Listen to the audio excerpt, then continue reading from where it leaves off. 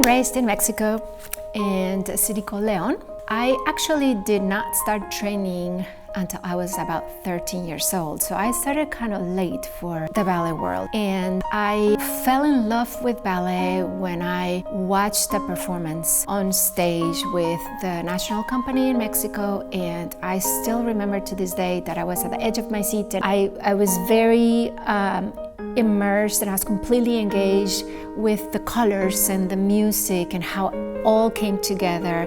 It almost felt like the dancers, yes, they were telling a story, but they were becoming the music, wearing these gorgeous costumes, and I was fascinated. In my city, there was not a lot of resources for performing arts like ballet. I had to move away from my hometown to continue my training. And then I moved to the city of Guadalajara, which is a bigger city and it had more resources. And I spent about 3 years there, continued to train. I got my first professional job there.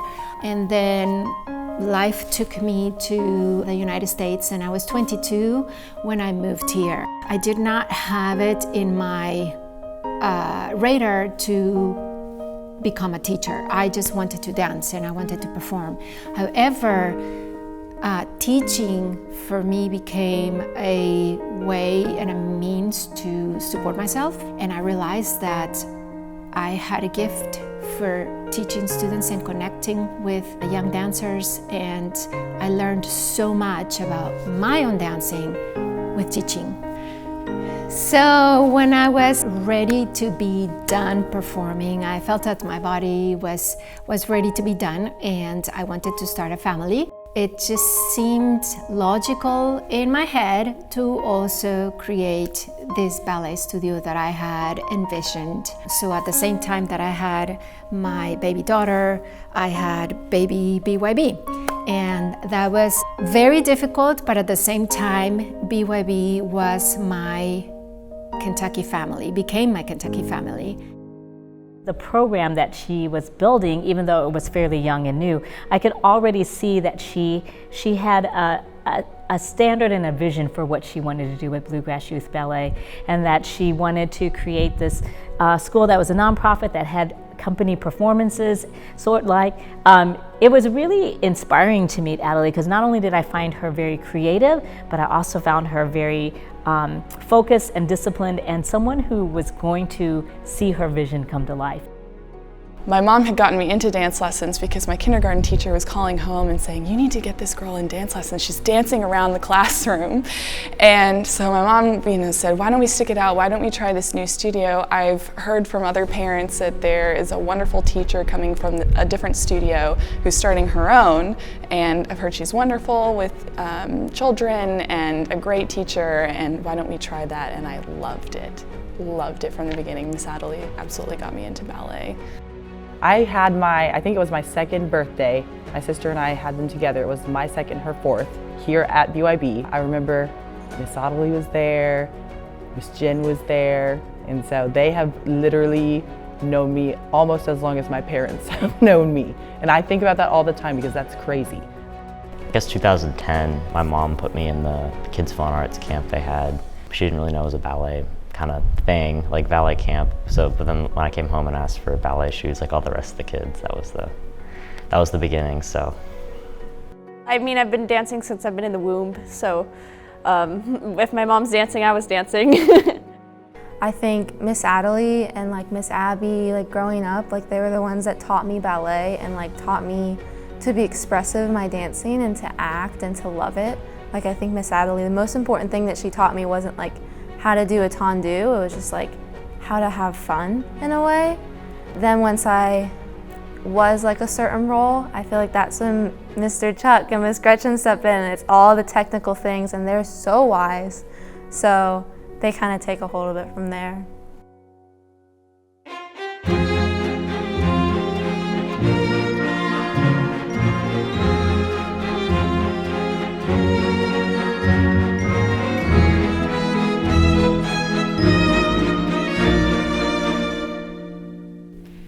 I think dance is the perfect combination of things because it's artistic, it's creative, but it's athletic, and it has a lot of structure. It's the best. Like, it's all those little corny little Pinterest quotes, like when you're on stage and the spotlight hits you, you just come alive. But it's true. It's literally true. And I feel like I'm the happiest when I'm performing and not just executing steps, when I'm truly dancing. I love the consistency of it. I love that it's always going to be the same thing. It's been the same since King Louis XIV created a certain set of steps. It's never changed. It's always the same. I like that sense of stability and that sense of going in and knowing what's going to happen. Striving for perfection that we'll never be able to achieve, but just always being able to work on the same thing. I think it's beautiful. I care more, like if I was a teacher, I want to teach them how to love it, how to really enjoy it. And I've learned like a billion different things from Mr. Chuck and like all of these corrections and everything, but he taught me the most, like to love what you're doing. I feel like if I could teach that to a student, your dancing is going to escalate even better. It doesn't matter if you're like a perfect ballet bot, if you don't love it, the audience will see that. Even if you have imperfections and you have flaws like we all do, but you want to be there and you care and you truly love it, your dancing is going to be so much better. From the first time I came here, so like when I first came here, I walked in the building and it just feels like home, right? You just feel so welcomed, and it's such a loving and amazing environment for a dance studio, and that's very hard to find. And everybody here is so appreciative, from the students to the volunteers, the family, the staff. There's just this love and a different feeling. And you can't explain it. BYB is just that. It's such a loving family, and we all support each other, and dance is supported. We all love what we do. And so I think it's very evident here. When you walk in, it's just a different place.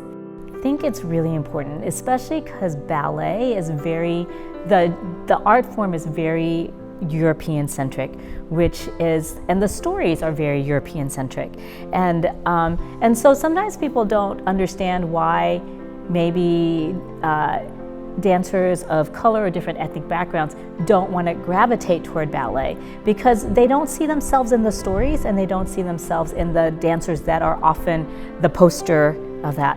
So I really think it's important to have stories like Day of the Dead, and Arabella's Journey, because it does put those stories in the ballet format. It makes it accessible. Everybody needs to see that ballet can be for everyone, because for so long, even like the color of the tights and the color of ballet shoes, it was to accent the line of the dancer, but it was to accent the line of the white dancer. And so now that we're more open, that we can, ballet is starting to open up a little bit more. It can't start in the top companies. It needs to start in the grassroots training and then be filtered into the bigger trainings. Now, those big places need to have more, and they're starting to do that. I think a lot of dancers have dreams, young dancers have dreams. They want to be that ballerina, but it's really hard when you don't feel the story connects to you. And so I think that's one of the things that has always happened at Bluegrass Youth Ballet. Also, Adelie being from Mexico and being a native Spanish speaker, she's always been able to tap into that community and give people who might have felt othered in ballet a place to belong.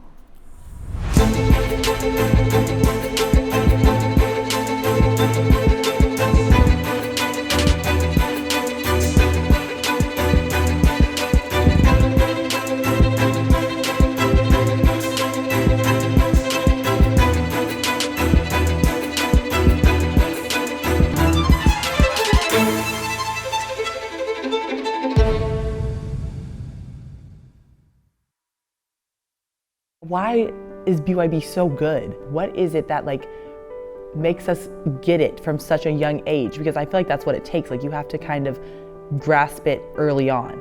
And it's okay if you don't. It's okay if you start later, if you still grasp it. But I feel like there is that pivotal age where you either grasp it or you don't, because ballet is so hard. So I think when you're a student, it's so easy to receive. You don't even realize you're getting this gift, And then when you decide that you want to shift as a teacher, I feel personally that you have to put aside, you have to be in a place where you want to give. And it's really important that teachers understand the technique, the history, and then they're ready to share that and their own experiences, Because when you teach, it's not about you anymore. It's about sharing the lineage of what you've learned and what has been passed down to you and passed on to them. But it's also really important to really understand where that technique has come from, where that history of the stories and the training comes from, because then you're really building the foundation in its truest classical form. And you have to have, I think, that true classical form to then skew it into new things.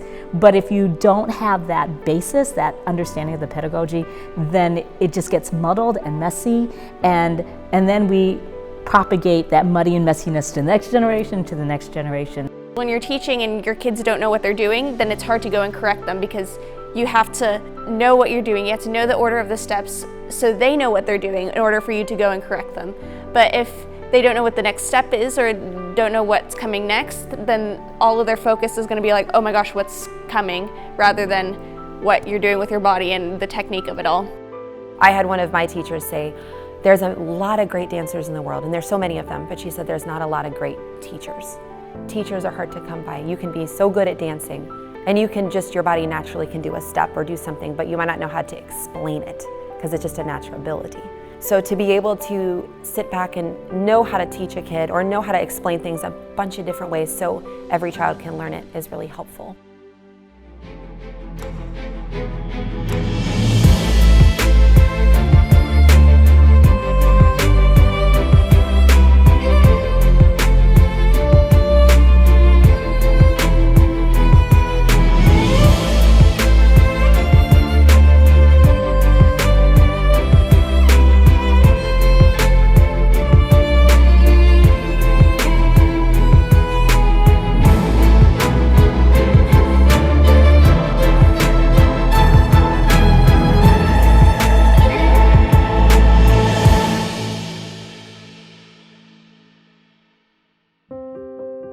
Somehow, ballet usually attracts perfectionists.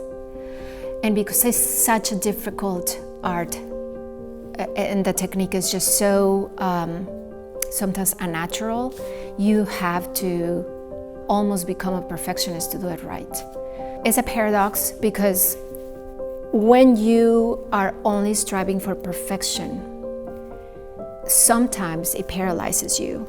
It keeps you from having the guts and the courage to try new things, because behind perfectionism, there's a lot of fear. When we are moved because of fear, it's not authentic anymore. When we move because we love it and we're passionate, then that is authentic. Ballet is a lot of pressure. From the beginning, when you get like a cast list and you see a role, you're like, oh my gosh, this is a lot of work to do.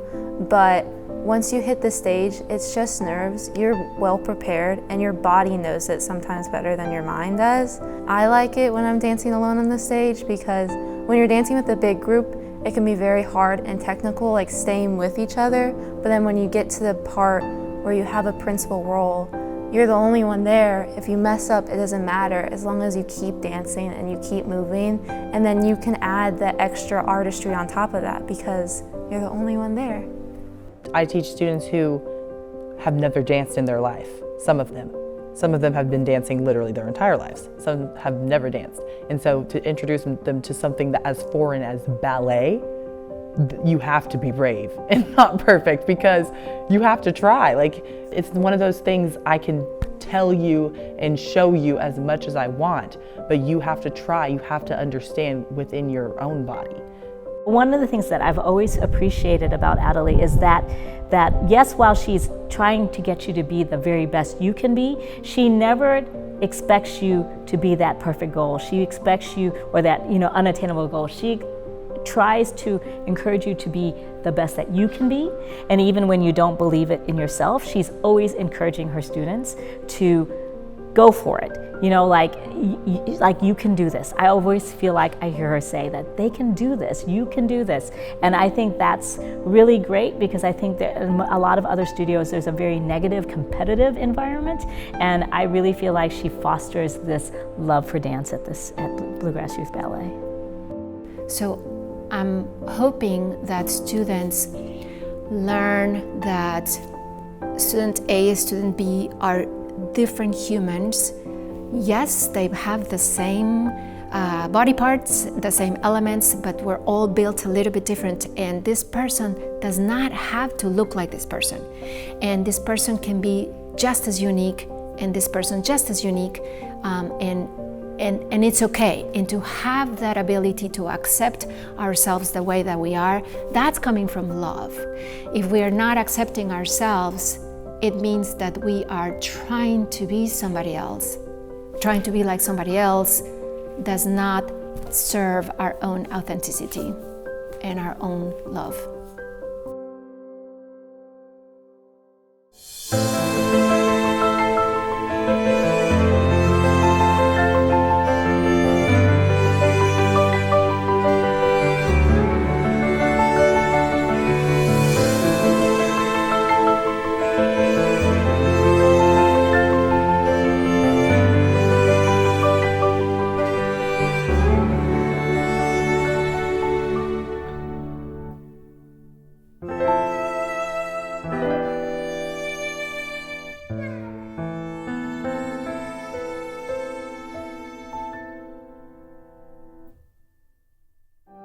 You take a million classes to be able to get to that point of eventually being casted, and like all the roles in Nutcracker, like they eventually add up to Sugar Plum. And sometimes people think like once you're Sugar Plum, you're done. But like that's when the work starts. Like once you get the role, I feel like I forget sometimes. I'm like, oh, it's good, like I got it. And I was like, oh, I still have to keep working on this.